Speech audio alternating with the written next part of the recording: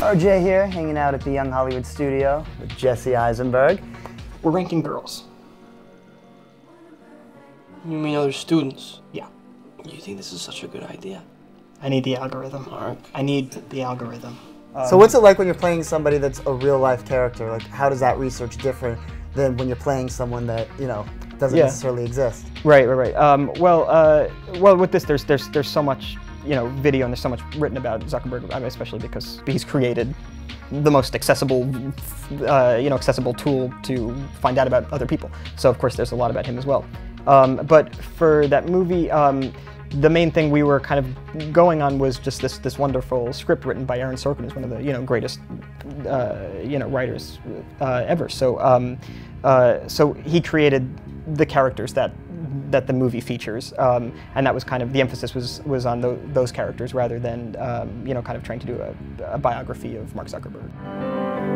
I need to do something substantial in order to get the attention of the clubs. Why? Because they're exclusive and fun, and they lead to a better life. What do you think is the key to just break through all the muddle of all the chaos out there and let people recognize your talent? The guy who directed the Facebook movie is David Fincher, one of the greatest directors of all time, and he had some great advice. We shot at some schools, and we would do these like question and answer sessions, and he gave some of the best advice I've ever heard about young people who want to get involved in, specifically the movies. What was his advice? He said that you don't have an excuse anymore to not do your own stuff and not produce your own work, especially because the technology is so readily available.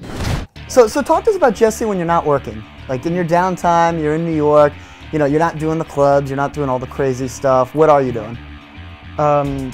I like to write. I write, fiction, and I write plays and music, and I wrote a musical that's going on next year. And so if you weren't acting, you think you'd be a writer then? Is that what you think you'd be doing? Yeah, I would love to. I really enjoy it, and I love, creating drama, which is what actors get to do in a very visceral way, and, writing drama is very, it's the cognitive form of that. And wasn't there like some game or computer program or some word thing that you put together a while back? Yeah, well, you have a crack team. We know our stuff. Tell us about that, because that's something people might not know. I created a website called oneupme.com, which was like a wordplay website where I put up an analogy in the morning. For example, like I would say he was like vitamin water, he was like vitamin water, always drunk. And then people would sign on. We had like 400 users, or no, I guess no, it must have been over 1,000 users, but not every day. But people would sign on and try to one up my answer of always drunk. So they might say he was like vitamin water, always woke me up at night, or created, or only existed because of Facebook, or something like that.